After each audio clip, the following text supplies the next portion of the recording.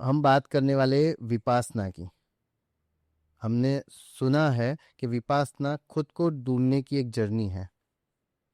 तो आपने कब सोचा कि आप विपासना सेंटर में जाओगे? विपाशना मुझे जाना है, ये मैंने सोचा था आज से 10-12 साल पहले। ओके। तो वो वहाँ जाने के बाद मुझे पता चला कि ये एक टेक्निक है हम्म। जिसको हम मेडिटेशन के नाम से भी पहचानते हैं। और वहाँ पे वो लोग 15 मिनट का विपाशना फ्री में जो भी विजिटर्स हैं ओके। उसके लिए ओपन होता है हमेशा, इंट्रोडक्शन के लिए। इंट्रोडक्शन के लिए। तो आप जब पहली बार वहां पे गए, पहला दिन शेड्यूल कैसा होता है? अ, पहले दिन को वो एड्रेस करते हैं 0 डे करके। ओके। ये 10 दिन आपने कंप्लीट किए, सबसे हार्ड मोमेंट कौन सा था उसके अंदर? अ, एक तो पहले मैं एक विपाशना की टेक्निक बता दूं, क्योंकि विपाशना मेडिटेशन है, पर मेडिटेशन की बहुत सारी टेक्निक है। Okay. पर विपाशना उसमें से एक है। हम्म। और विपाशना ऐसी टेक्निक है, जैसे दूसरी टेक्निक में आप चैंटिंग करते हो, कोई चीज़ों पे फोकस्ड करते हो, पर विपाशना में आपको खुद के अंदर ही फोकस करना है। ओके। स्पिरिचुअल एंगल के बारे में बात कर। स्पिरिचुअल एंगल से मैं देखूं तो जैसे मुझे कोई पर्टिकुलर थ्योरी वाइज समझाना नहीं आता। जैसे मैं ब्राह्मण हूँ, तो एक मैं छोटी सी आपको स्टोरी बताऊंगी कि भगवान ने एक बार इंसान को बोला कि भाई आप पृथ्वी लोक पे अब जाओ। तो तब इंसान ने मना किया कि मैं आपके बिना नहीं जाऊंगा। तब भगवान ने बोला कि आप नीचे जाओ, मैं वहां पे आऊंगा, पर वहां पे सिर्फ शर्त इतनी है कि आपको मुझे ढूंढना पड़ेगा। ओके। ठीक है। तो तब इंसान तो खुश हो गया कि ठीक है, भगवान तो मेरा आने ही वाला है और मैं तो ढूंढ लूंगा कुछ भी करके भगवान को। तो इंसान खुशी खुशी आ गया। फिर इंसान ढूंढता रहा हर जगह, हाय मेरा भगवान कहाँ है, मेरा भगवान कहाँ है, कहाँ छुपे हो भगवान, कहाँ हो। पर भगवान ने इंसान को बनाया है, तो वो तो स्मार्ट ही होंगे, ठीक है। तो भगवान ने ये सोचा कि ये मुझे हर जगह ढूंढेगा, पर खुद के अंदर नहीं ढूंढने वाला। तो मैं वहां ही जाके बैठ जाता हूँ।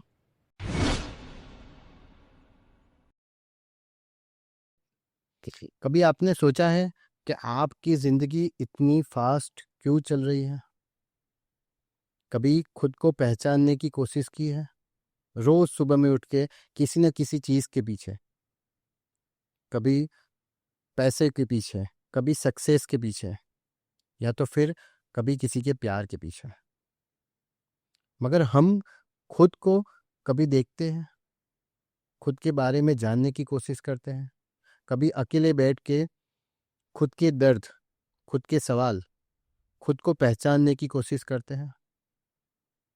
आज का ये एपिसोड एक ऐसे सफर के बारे में है जहां ना कोई मोबाइल है, ना ही कोई बातचीत, ना कोई डिस्ट्रैक्शन, सिर्फ आप और आपका मन। आप खुद को देखते हैं बिना फिल्टर के।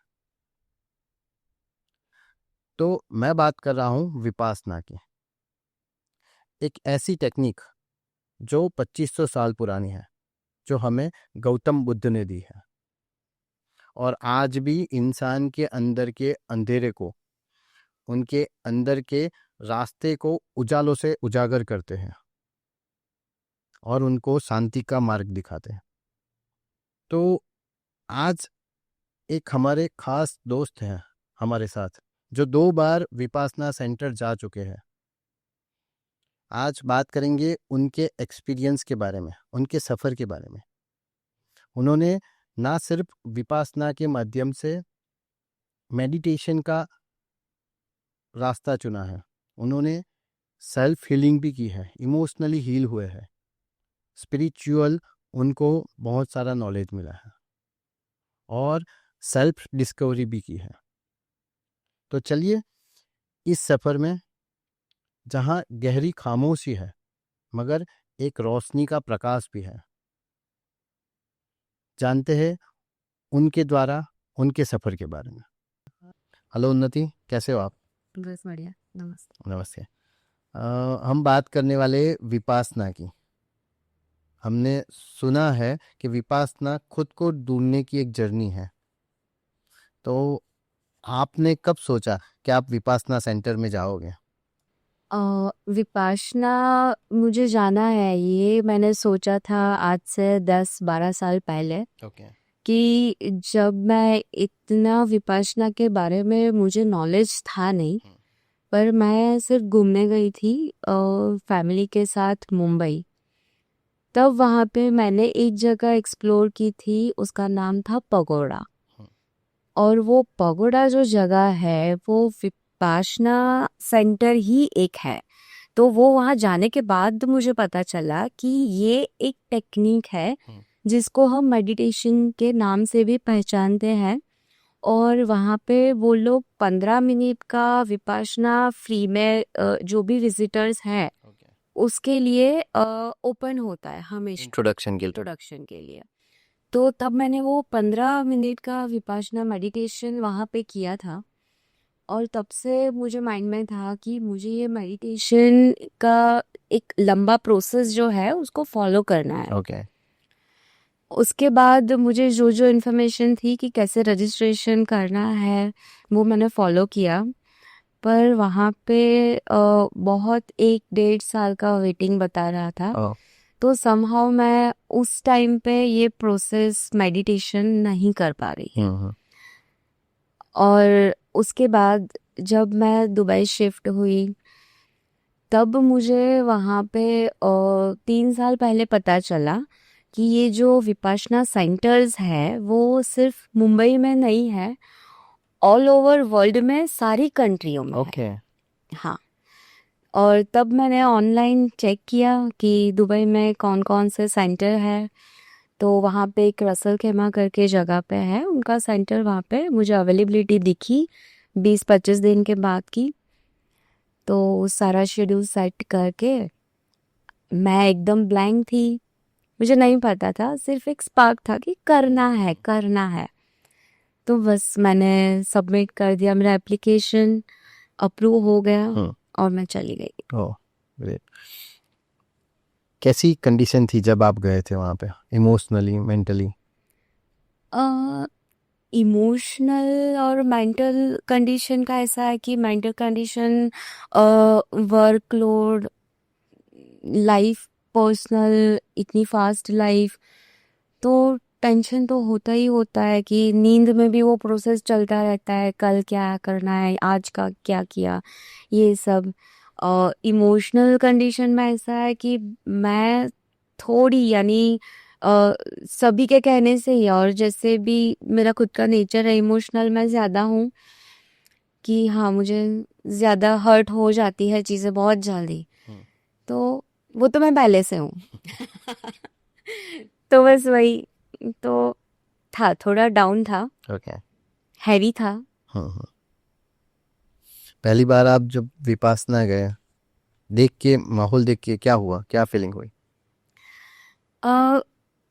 उसके पहले की मैं एक बात बता रही हूँ कि जब मैंने वो रजिस्ट्रेशन किया तो जैसे मैंने बोला कि बहुत सारी चीज़ें चलती रहती है, तो मेरे नेचर के अकॉर्डिंग चीज़ें ऐसी, यानी मेरा नेचर ऐसा है कि कुछ भी मैं चीज़ करती हूँ तो हाँ पॉजिटिव चीज़ें होती है, पर उससे पहले मैं नेगेटिव चीज़ें क्या क्या हो सकती है ना उसके बारे में मैं पहले सोचती थी सबसे पहले।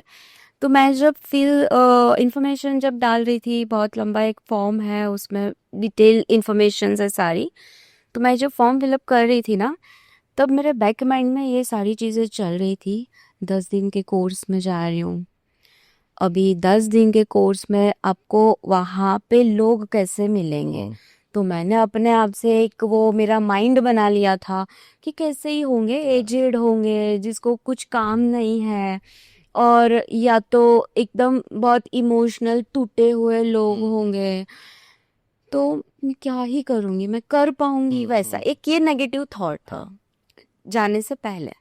एक दूसरा भी एडिक्शन होता है ना, मोबाइल का। हाँ, वो तो बहुत, आप पूछो मत कि जैसे पूरा काम भी फ़ोन में है, सोशल मीडिया को भी मैनेज फ़ोन से करना है, तो सुबह उठने से पहले आधा घंटा एक फ़ोन वाली आदत, पूरे दिन में तो या और आजकल तो एक फ़ोन से तो काम चलता नहीं है, तो 2-2 फ़ोन, लैपटॉप ये सब। तो वो एक डर था कि मेरा फ़ोन बंद होगा तो कितनी दिक्कत आएगी, मैं विदाउट मोबाइल रह पाऊँगी? मैं क्या, मेरे मुझसे कांटेक्ट करे बिना लोग रह पाएंगे? मैं कितनी चीजें मिस कर दूंगी। बहुत सारी चीजें थी, पर वहां जाने के बाद, यानी ये एक्सपीरियंस करने के बाद, ये जो बहुत बड़ी गलतफहमी थी ना, वो बस ऐसे मिरर टूट गया वो गलतफहमी का। और दिख रहा है आपकी आवाज में, आपकी बात में वो ठहराव और शांति दिख रही है। जी। ओके, तो मैंने पूछा आपको कि आप पहली बार गए तब आपको क्या लगा, वहाँ का माहौल कैसा था, क्या था? हाँ, तो मैंने जो 2 कोर्स किए हैं, मैंने रसल खेमा के एक ही सेंटर से किया है। ओके। तो वो जो सेंटर ज़्यादातर मैंने जैसे सुना है, और जो मेरा खुद का मैंने जो सेंटर से किया है, वो सेंटर एक ऐसी जगह है कि एक सिटी से बहुत दूर आउटस्कर्ट्स वाली जगह होती है, जहाँ पे कोई ट्रैफिक, कोई नॉइज़ कुछ नहीं होता है। और सेंटर इतना बड़ा था कि मैं एक्सप्लेन नहीं कर सकती, विथ फुल ऑफ आपको नेचर के साथ एकदम कनेक्ट कर ले वैसा। हाँ। और वहाँ जाने के बाद अगर लोगों के साथ 1-to-1 कम्युनिकेशन की बात अगर मैं बताऊँ आपको, तो जो नॉर्मल लाइफ में हम लोगों के साथ जो बातचीत करते हैं, एक बोलता है ना कि जैसे एक एरोगेंस होता है, नॉलेज का प्राउड होता है, पैसों का घमंड होता है, वहां पैर रखने के बाद मुझे ये कुछ चीजें दिखाई नहीं दी। ओके। किसी के नेचर में नहीं, दे आर वेरी वेलकमिंग, यानी इतना प्यार से, शांति से चीज़ों को गाइड करके डिटेल्ड इंफॉर्मेशन देना। और सबसे बड़ी खूबी थी कि वो सारे जो लोग थे ना, वो कोई स्टाफ नहीं था वहाँ पे, ओके। सारे वहाँ पे सेवा देने के लिए आए। ओह, और खुद की मर्जी से, बिना पैसों के। एग्जैक्टली और कोई, यानी एक ही एज ग्रुप का कोई नहीं था वहाँ पे। कोई कॉलेज पास किया हुआ, कोई कहीं का सीईओ है, कोई डायरेक्टर है, कोई मैनेजरियल पोस्ट पे है, वैसे यानी मेल फीमेल, यानी यंग एज, मिडल एज, सब जनरेशन के लोग। सारे जनरेशन का मिक्स, एक कॉम्बिनेशन मुझे वहाँ पे मिला। ओके। और सारों के नेचर में जो पोलाइटनेस, जो ठहराव, उससे ज्यादा जो चेहरे पे जो चमक थी ना, अंदर वाली अंदरूनी जो शांति बताती है, वो बतानी नहीं पड़ती, वो दिख जाती है। ओके। कि हम लोग डल दिखते हैं कि भाई वैसा, कि there is no word to explain. या तो बस कुछ नहीं, बहुत खुश थी मैं कि आपने एक बात बहुत अच्छी बताई कि वहाँ पे ईगो नहीं था किसी के अंदर, आई एम समथिंग जो बोलते हैं हम, ऐसा नहीं था।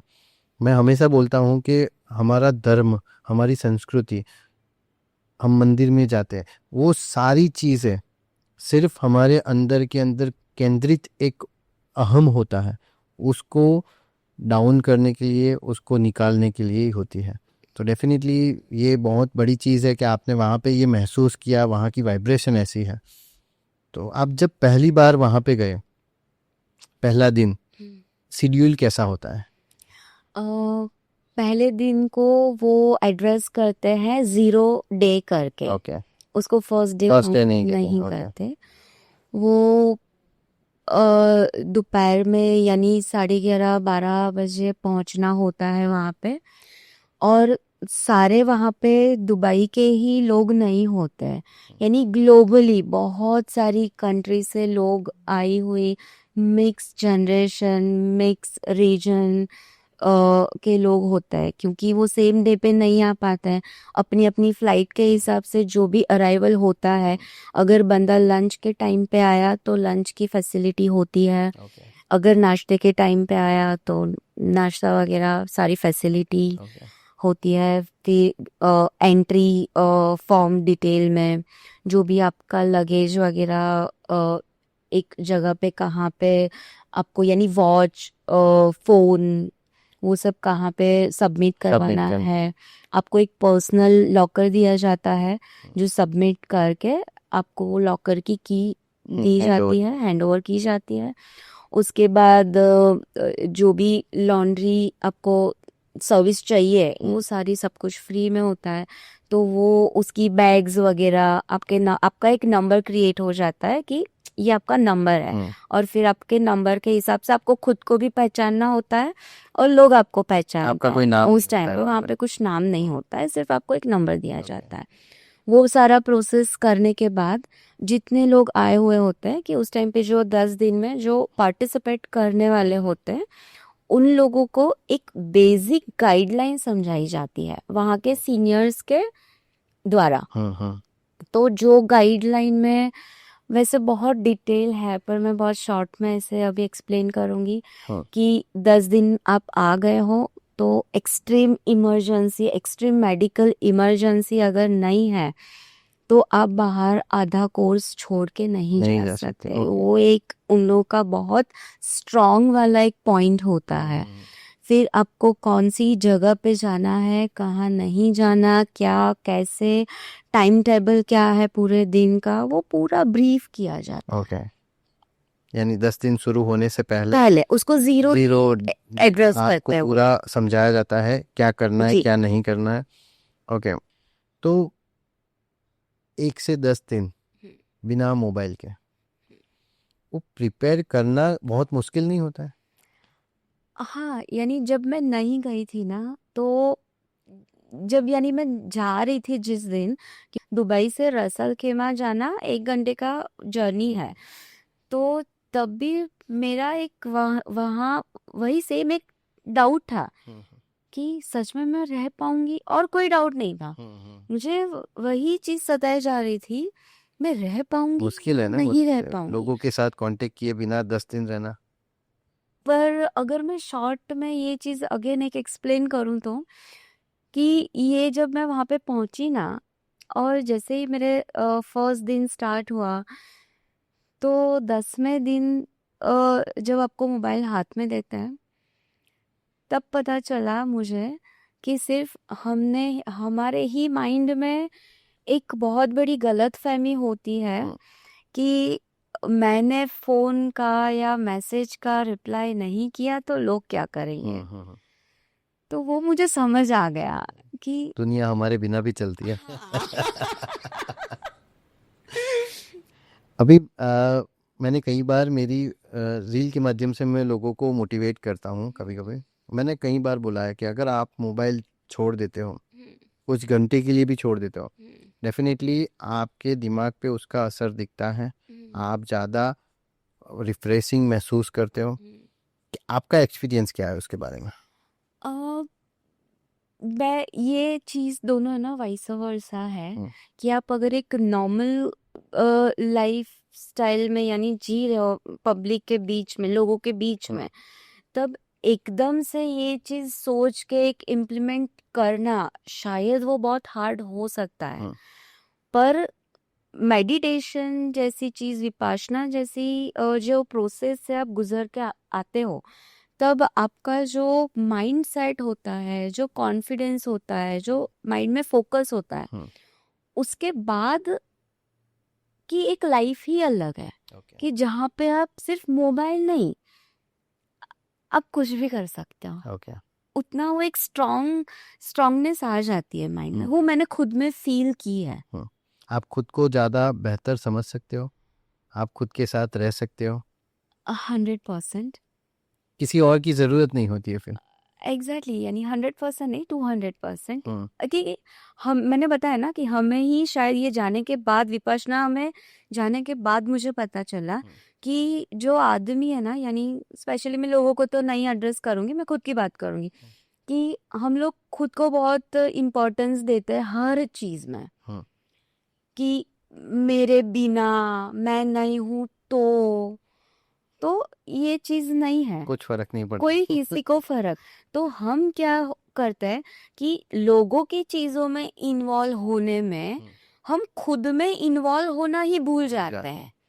लोगों को क्या पसंद होगा, लोग क्या सोचेंगे, लोग क्या बोलेंगे, हम वही चक्करों में फंसे रहते हैं।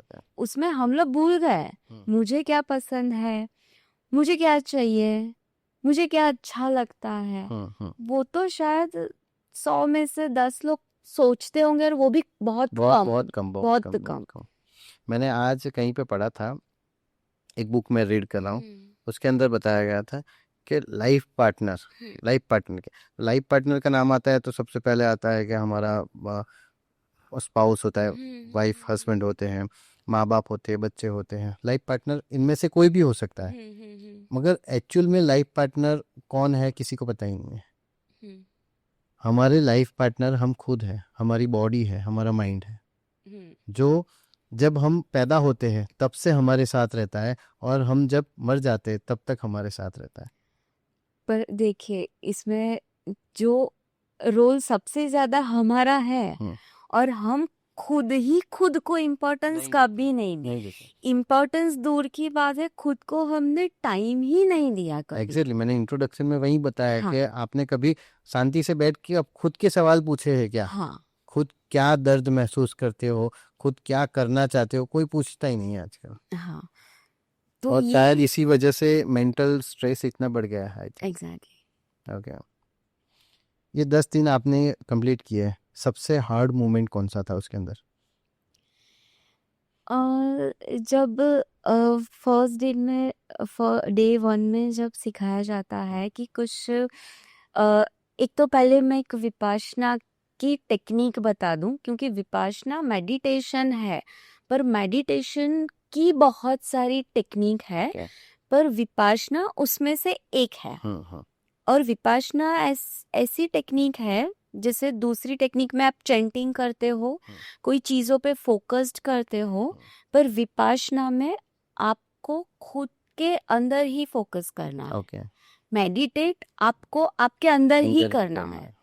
तो जैसे बेसिक आनापाना एक टेक्निक है जो पहले सिखाई जाती है, कि आपको सिर्फ जैसे भी आप सांस ले रहे हो और सांस छोड़ रहे हो, सिंपल सा है, सांस लेना है और सांस छोड़ना है, वो भी जानबूझ के नहीं, जो हो रहा है उस पे फोकस करना है। Okay, that's it.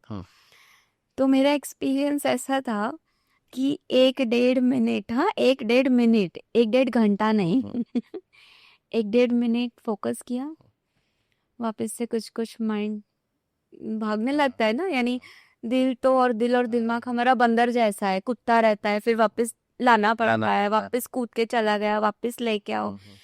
तो वही थोड़ा 2 दिन तो बहुत सारा स्ट्रगल रहा। तीसरे दिन थोड़ा बहुत फोकस कर पाई। उसके बाद कुछ ऐसी ऐसी चीजें, यानी हम जब विपासना करते हैं, खुद पे अंदर फोकस करते हैं, टेक्निक्स में जो सिखाई जाती है उसमें हम कुछ सोचते नहीं हैं, ठीक है, चीजें अपने आप अच्छी बुरी चीजें याद आती है, सामने आंखों के सामने आती है। अगर अच्छी चीज है तो ठीक है, कोई भी बुरी चीज है, मैंने 10 दिन के बाद ऑब्जर्व किया कि मुझे ऐसी ऐसी चीजें माइंड में आई, जो चीजें मैंने ऐसे नहीं आपके सामने हो रही है, आपने उस टाइम पे कुछ माइंड किया नहीं, आपको पता ही नहीं चला कि क्या हो गया, पर वो शायद माइंड ने या आंखों ने कैप्चर कर लिया था, जो मुझे कहीं अंदर बहुत थोड़ा दर्द हुआ होगा या डीप डाउन कुछ गहरा महसूस हुआ होगा, जो मुझे विपासना में वो बाहर आई। और उस टाइम पे, मेडिटेशन के टाइम पे, जब आपकी आंखें सब बंद होता है, एकदम नोबल साइलेंस, तो जो आंसू बह रहे ना, उसको मेरे हाथ में ही नहीं है कि मैं उसको कंट्रोल करूं, और ये ना सिर्फ विपाशना मेडिटेशन करने के टाइम में नहीं, जब मैं खाना खाने जा रही हूँ कि वहाँ पे वॉकिंग ट्रैक होते हैं फ्री टाइम में, कि आप वॉक कर सकते हो, ऐसे गार्डन होते हैं वहाँ पे, ऐसे झूले वूले, तो आप बैठ सकते हो। तो वो थर्ड, फोर्थ और फिफ्थ डे ऐसा था कि कांस्टेंट मैं सो रही हूँ तो भी तकिया, सुबह उठ रही हूँ तो गीला था, सुबह शावर ले रही हूँ तो भी, बस क्या क्या है मुझे पता ही नहीं चल रहा था। बस कुछ बहुत भारी भारी भारी, सिर्फ वो जा रहा है जा रहा है जा रहा है।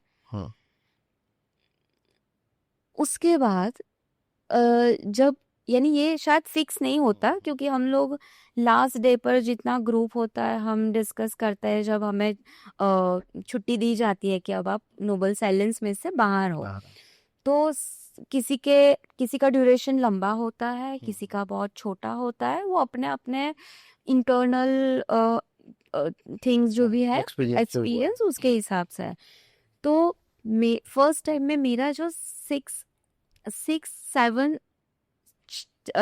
7 और 8 डे था ना, उसके बाद यानी छठे दिन में तो आई फील कि बहुत हल्का, जैसे मैंने बहुत सारा भारी चीजें उठा के रखी हो और अब नीचे रख दो, खाली कर दो, तो कितना।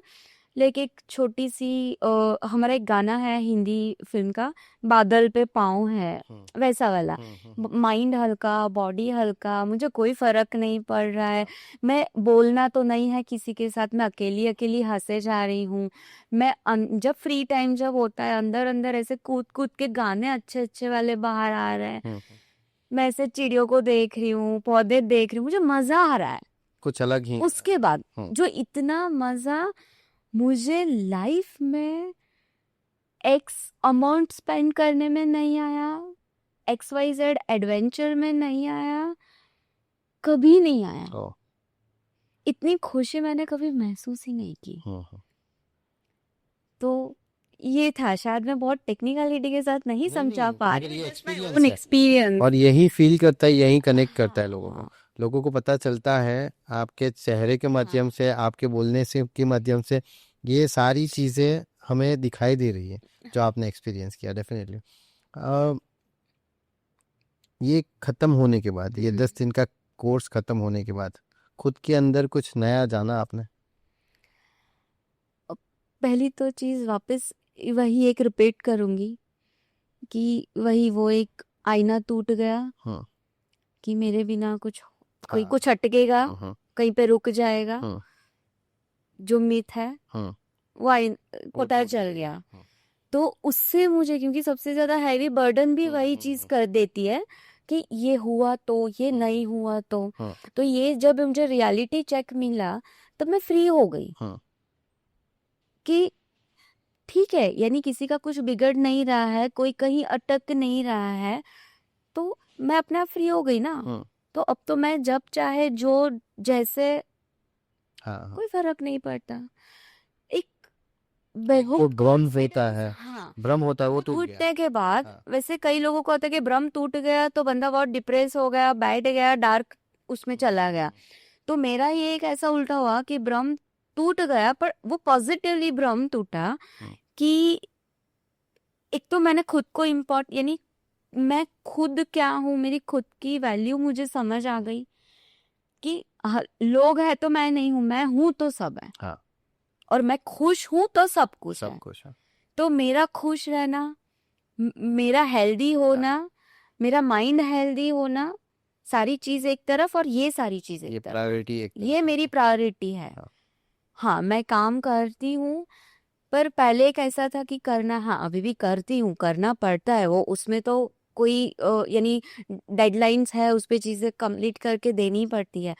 पर एक स्ट्रेस लेवल बहुत डाउन हो गया, बहुत डाउन हो गया, एकदम शांति सी बैठ गई है कि जैसे अब अभी मैं 1 घंटा कहीं पे बोल के आई हूँ कि मैं 1 घंटे में वापस आ रही हूँ, अभी मुझे इतनी शांति है ना कि 3 घंटा भी हो जाएगा कहीं पे, तो मैं जहाँ पे हूँ ना, मैं वहां पे मेरा 100% देने लायक बन गई हूँ। कि वो इतना लेट होने के बाद पीछे क्या होगा, कौन क्या वहां पे मैशअप चल जाएगा, 4 कॉल आएंगे, वहां पे मेरा माइंड ही नहीं जा रहा है। हाँ जब मैंने विपाशना में नहीं ये प्रोसेस किया था, मैं मेडिटेशन नहीं सीखी थी, विपाशना नहीं गई थी, तब ये माइंड बंदर की तरह जो कर रही हूँ, जहाँ पे हूँ वहां पे तो फोकस कर नहीं पा रहा था। यहाँ पे ये करना है, ये रह गया है, ये नहीं होगा तो क्या, ये नहीं किया तो क्या, तो यही सब हाँ, कूदता रहता था।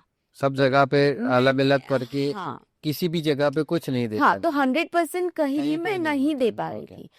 और अगर मुझे देना है तो उसके लिए मुझे बहुत खुद से स्ट्रगल करना पड़ता था, खुद से मुझे बहुत फाइट लगती थी। अब ये चीज मैं बहुत इजीली कर पा रही हूँ, मुझे कुछ करना ही, वो ऑटोमेटिक हो रही है ओ, कि इट्स ओके, ठीक है। बहुत समझने वाली बात है। अगर कोई समझ गया तो उसके लिए बहुत अच्छा है। उसके लिए तो विपाशना जाना पड़ेगा। स्पिरिचुअल एंगल के बारे में बताइए। वहाँ पे स्पिरिचुअल कुछ कनेक्शन होता है, वाइब्रेशन कैसा होता है? वाइब्रेशन तो बहुत पॉजिटिव हम्म, होता है, क्योंकि जैसे आप अपने एक रूम में जैसे हम भगवान की पूजा करते हैं, जैसे एक ही जगह पे, एक ही गद्दी पे, एक जगह पे आप हर रोज मेडिटेशन करते हो, तो वहाँ पे बहुत पॉजिटिविटी और बहुत एक वाइब्रेंट पॉजिटिव चीज आप फील करने फील लगते करते हो, ठीक है। जब आप अकेले करते हो वो जगह पे भी, तो ये तो जो सेंटर पे हम जाके करते हैं, तो वो सेंटर पे इतने सारे लोग एक साथ और बारी बारी बारी बारी वही काम हो रहा है, तो वो जगह ही कितनी पॉजिटिविटी से भरी हुई होगी, वो आप सोचो। हाँ।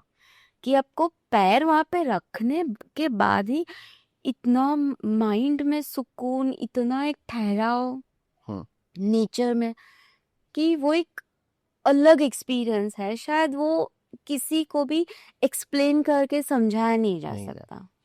अभी ऐसा हुआ था, अभी महाकुंभ चल रहा था। हाँ।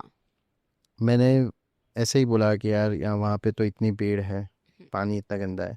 मेरा एक दोस्त था, उसने बहुत बढ़िया बात कही थी। बोलते हैं कि इतने सारे लोग इतनी पॉजिटिव एनर्जी लेके वहाँ पे आते हैं, कोई ये नहीं सोचेगा मेरे साथ क्या है, क्या हुआ है, पीछा क्या है। वो खुद की पॉजिटिव एनर्जी के साथ वहाँ आएगा और वो खुद की पॉजिटिव एनर्जी वहाँ छोड़ेगा। इतने करोड़ों लोग, मैं तो सोचता हूँ कि पूरा भारत वहाँ पे गया है। ऑफिशियली तो जो आंकड़ा होगा उससे ज़्यादा लोग वहाँ पे थे। हाँ। तो उन सबकी पॉजिटिव एनर्जी वहाँ पे शामिल थी। तो वो कैसी फील करती है वो देखने मुझे जाना है। मुझे उसका आंसर इतना बढ़िया लगा था। लोग बोलते थे मुझे डुबकी लगाने जाना, वो बोलता था नहीं मुझे डुबकी लगाने नहीं जाना है, मुझे वो पॉजिटिव एनर्जी फील करने जाना है। तो आपने जैसे बात किया कि वहाँ पे वो पॉजिटिव एनर्जी है, कि जो लोग बार बार आके विपासना करते हैं तो उनकी जो पॉजिटिव एनर्जी वहाँ पे स्टोर होती है, वो आपको फील आती है वहाँ पे। हाँ। डेफिनेटली।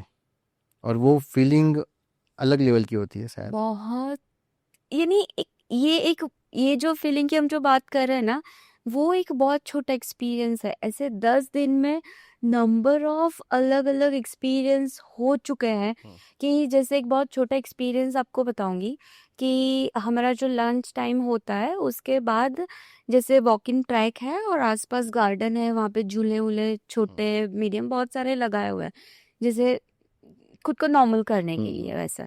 तो जैसे मेरी एक वहां पे आदत है कि मेरा फूड खत्म हो गया कंप्लीट करके, मैं वहां पे प्लेट वेट अपना अपने आप धो के रखना पड़ता है। वो सारा प्रोसेस करने के बाद मेरा एक झूला एक फिक्स था, वहां पे मैं बैठती थी और बैठी रहती थी। उसके बाद थोड़ा 1 घंटे का गैप था, उसके बाद वापस से मेडिटेशन स्टार्ट होता है। तो 1 घंटे के गैप में अगर आपको आराम करना है, सोना है, आप कुछ भी कर सकते हो, वैसा आपका जो भी डेली प्रोसेस जो भी है बाकी है कुछ भी। तो मेरा एक एक रूटीन होता है हर बार, कि मैं वहां पे बैठती हूँ, मैं झूला झूलती हूँ लाइक अ चाइल्ड, कि जैसे ये कि मैंने बचपन में कुछ रह गया होगा बचपना, तो मैं वहां पे खुद के साथ ऐसे बचपना करती रहती हूँ। तो वहां पे जो एक पत्ता गिरा, कौवा बोला, चकली बोली, एक अलग अलग वॉइस, फिर एक हवा भी आ रही है उसके जो टच कर रही है पत्तों को, उस उसकी उसकी ये जो आवाज आवाज उसकी, है, हाँ। जो एक नोबल साइलेंस है, नहीं कुछ वहां पे जो आवाज कोई है ही नहीं। हम्म, तो ये जो नेचर, जो हमने कभी आ, कोशिश भी नहीं की जिसको महसूस करने महसूस की, करने की। तो ये इतनी सारी, वो ऐसे बहुत छोटी चीज है, पर हम्म। उस टाइम पे जहाँ पे आप नोबल साइलेंस वाले जोन में हो, हम्म, तो एक छोटी आवाज भी कितना आपको एक हैप्पी स्पार्क, हैप्पी मोमेंट दे सकती है, या आपका माइंड वहां पे जा सकता है। वो एक्सपीरियंस अलग है। बहुत अलग है। और मुझे लगता है कि ये एक्सपीरियंस के लिए ना खुद को ऐसे तपाना पड़ता है, हम्म, यानी कठोर ऐसे हाँ। मेडिटेशन करना पड़ता है, क्योंकि ये सब छोटे एक्चुअली छोटे, विपासना जाने का कठोर डिसीजन लेना पड़ता है। एक्चुअली तो ये छोटे छोटे एक्सपीरियंस, क्योंकि आप खरीद नहीं सकते, कितने भी पैसे है ना, आप बाय नहीं कर सकते, वो बहुत अच्छा है। और कहते हैं कि हमारी बॉडी हार्मोन्स से चलती है। हाँ। तो ये सारी चीज़ें जो आप फील करते हो, हम्म, जो आपने कभी नहीं की है, वो अलग अलग हार्मोन्स आपकी बॉडी में रिलीज करते हैं। हम्म, तो उसकी वजह से जो आपकी बॉडी हील होती है, इमोशनली भी और फिजिकली भी, वो हीलिंग अच्छी है, मुझे लगता है। बहुत बहुत, यानी जो एक स्किन और वो सब तो उसके बाद, यानी विपश्यना करने के बाद ये सब जगह पे तो, ये सब चीजों पे तो ध्यान नहीं जाता, क्योंकि आई गेस वो हैप्पी हॉर्मोन्स ही इतने ज्यादा ज़्यादा होता होते हैं कि बस एक सीधी सी चीज मैंने बोली थी, मैं खुश हूं ना, है। That's it. और वही ज़रूरी है। मैं खुश हूँ बस। स्पिरिचुअल एंगल के बारे में बात करते हैं, क्या रहा? स्पिरिचुअल एंगल से मैं देखूं तो जैसे मैं मुझे कोई पर्टिकुलर थ्योरी वाइज समझाना नहीं आता।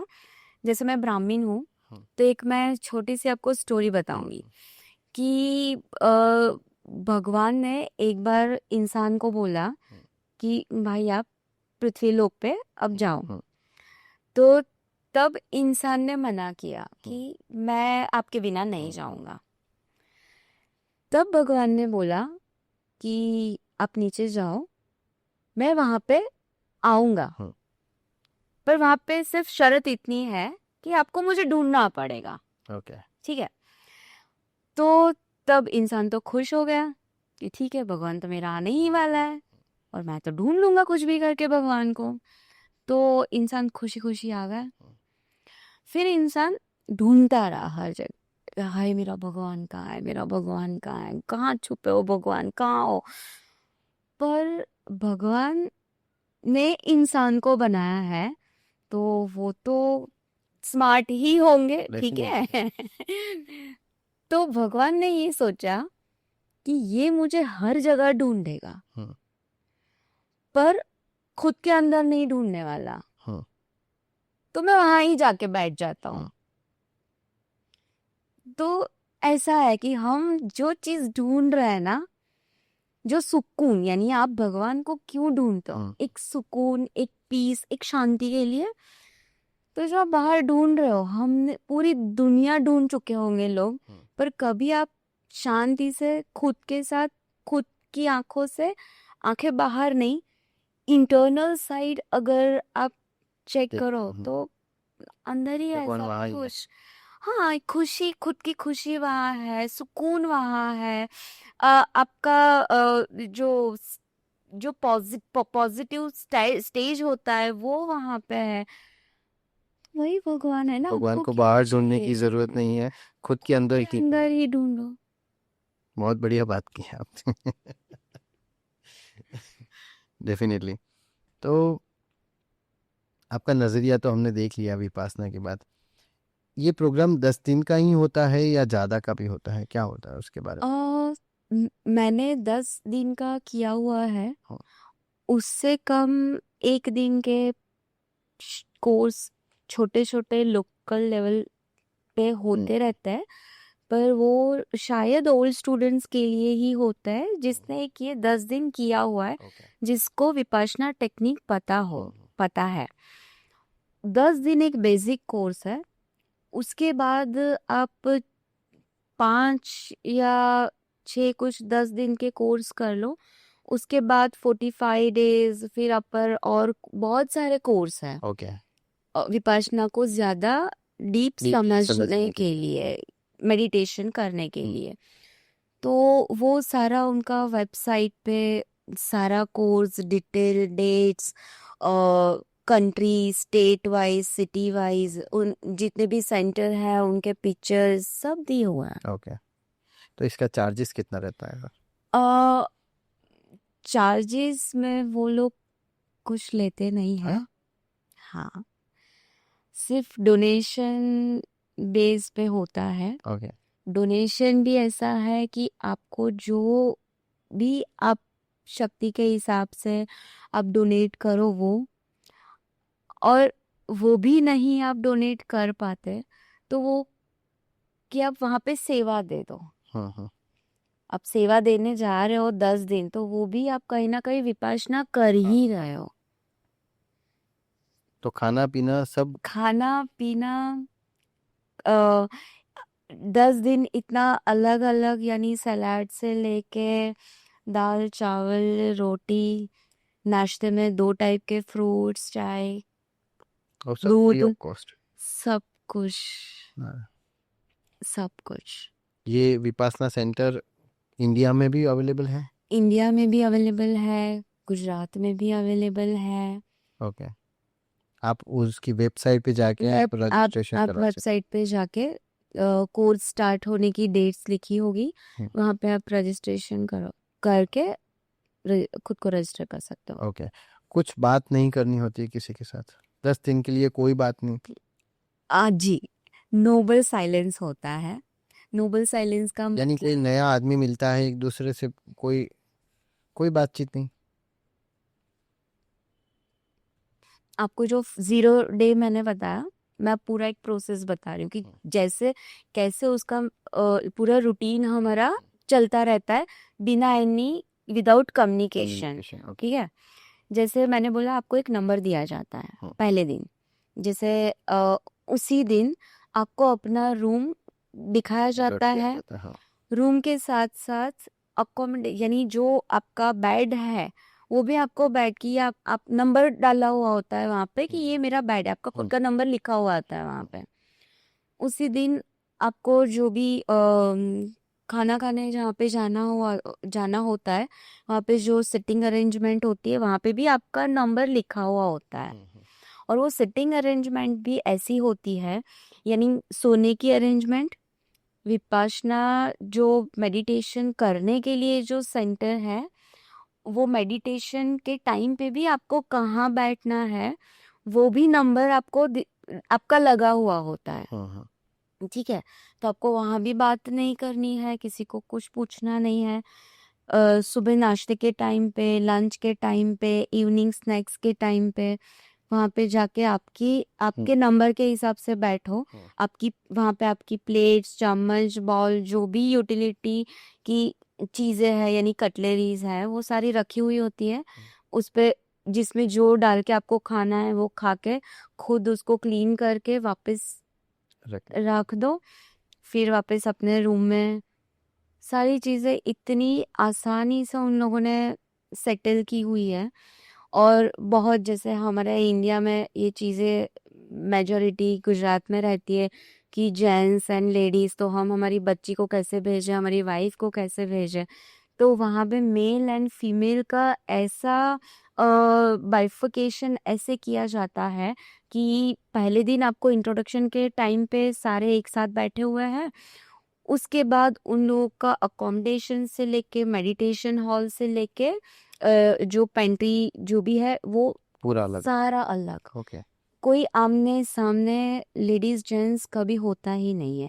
और जो फीमेल है, फीमेल को फीमेल टीचर्स होती है, फीमेल सर्वर्स होते हैं, जेंट्स में जेंट्स टीचर होते हैं और जेंट्स सर्वर होते हैं। Okay, yes. ग्रेट। अभी इतने दिन 10 दिन आपने कुछ बोला नहीं किसी के साथ? ये इतना इसलिए बोल रहा हूँ क्योंकि जब मैं तो मेडिकल लाइन में हूँ, जब प्लास्टर लगाते हैं और उसके बाद जब हाथ खोलते हैं ना, तो हाथ थोड़े दिन के लिए काम नहीं करता है।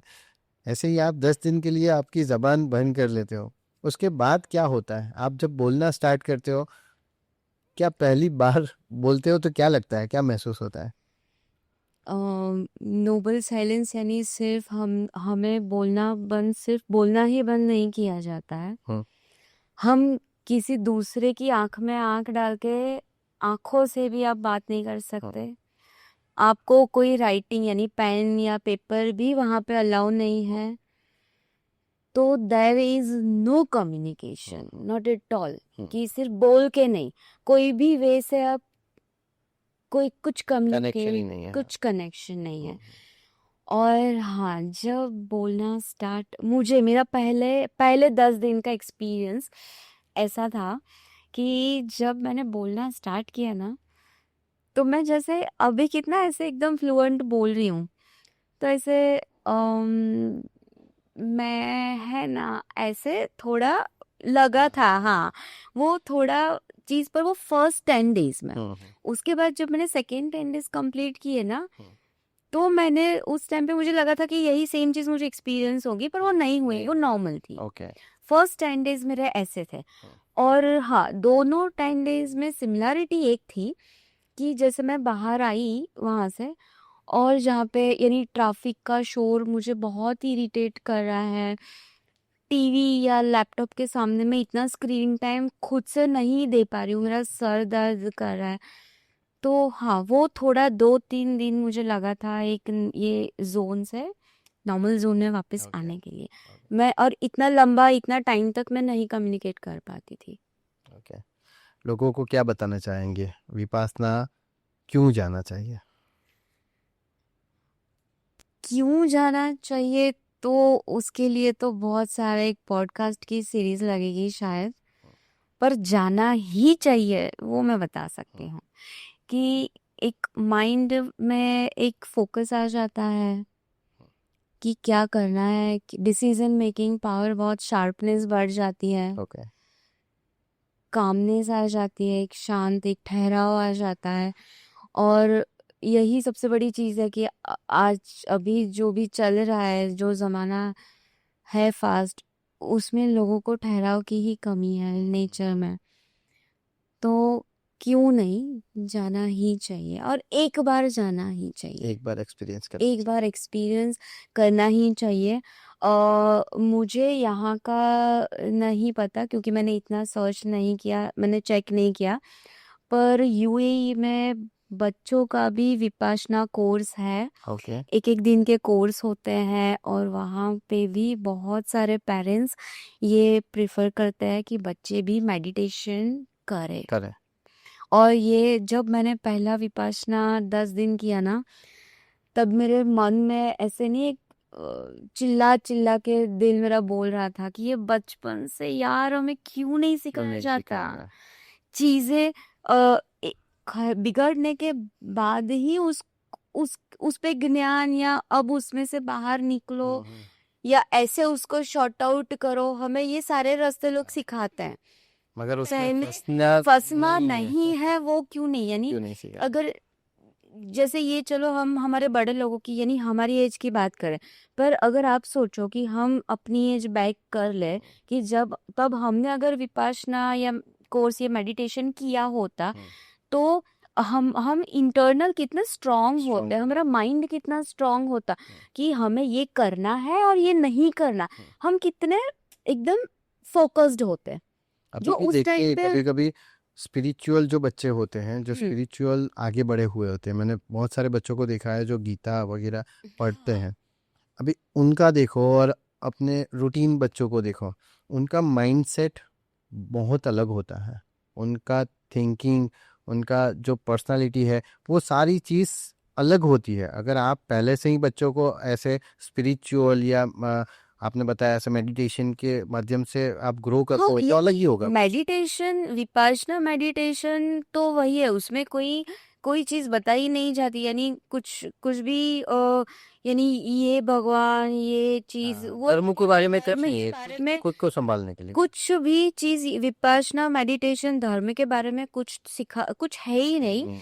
वो सिर्फ खुद को अंदर से आप कैसे जानो, एक्सप्लोर कर सकते। कि कैसे एक्सप्लोर करो, यही मैं जितना समझ पाई हूँ, क्योंकि मैं भी अभी 2-10 दिन ही करके आई हूँ, तो शायद मैं भी अभी इसके बहुत एंट्री लेवल के स्टेज में हूँ, तो मैं बहुत सारी चीजें तो बहुत ऐसे फॉर्मली नहीं बोल सकती कि यही है यही नहीं है। ये मैंने जितनी सारी बातें की, मैंने सिर्फ मेरे एक्सपीरियंस शेयर किए कि मुझे लगा कि मेरे फैमिली में जो बच्चे हैं वो मैं प्रेफर करूंगी कि ये जब ये एज हो उसके बाद वो लोगों को भी मैं ये कोर्स कराऊं, हाँ कि उन लोगों को एजुकेशन खुद की लाइफ में कैसे, उनको हाँ क्या पसंद है क्या नहीं पसंद है, उनको डिसीजन लेना कि क्या करना है फॉर्मली उनको पता चले खुद के बारे में पहले जाने। बस। और मैं दर्शकों को भी बताना चाहता हूँ कि ये एपिसोड हमने किसी प्रमोशन के लिए नहीं किया है, ये सिर्फ एक एक्सपीरियंस है जो हम शेयर कर रहे हैं, जो हमें लगा कि लोगों तक पहुंचना चाहिए। और ऐसी चीज़ जो अगर आपको बहुत सारे डिप्रेशन में से बाहर निकाल दे, बहुत सारी यादों, ऐसी यादें होती है हमारी कभी कभी जो हमको इरिटेट करती है, इमोशनली हमको थोड़ा ऊपर उठा दे, तो ये सारी चीज़ों के लिए एपिसोड हमने बनाया है। और आपको भी इसलिए हम बार बार बोलते रहे थे कि आप आइए और बताइए इसके बारे में, क्योंकि लोगों को नहीं मालूम है ये सब। और अगर इंडिया में होता है तो भी बहुत सारे लोगों को नहीं पता है, या बच्चों के लिए इतना ज़रूरी है ये भी नहीं पता है। तो थैंक यू सो मच, आप यहाँ पे आए और आपका जो एक्सपीरियंस है यहाँ पे शेयर किया। आप कुछ मैसेज अगर देना चाहते हो हमारे दर्शकों के लिए। मैसेज तो मैंने बस जो पहले दिया वो कि बहुत सारी चीजें आप फीस भर के कोर्सेज कर रहे होते हो, यानी किसी ने ये किया किसी ने वो किया, ये करवाया किसी को वो करवाया, तो मैं सिर्फ ऐसे बता सकती हूँ कि बस खुद को एक 10 दिन दे के देखो, फिर आगे कुछ किसी को बताना या पूछना ही नहीं पड़ेगा, फिर वो आपका डिसीजन है कि आप आगे क्या करो, बस खुद के लिए जिंदगी में से 10 दिन निकाल के देखो। थैंक यू सो मच, बहुत मज़ा आया। और शायद मैं भी बहुत जल्द जाऊंगा विपासना सेंटर। मैं आज वेट करूंगी। आज ये एक्सपीरियंस, आपका एक्सपीरियंस मुझे भी बहुत क्या मोटिवेट कर रहा है इसके बारे में। Thank you so much, thank you. Thank you.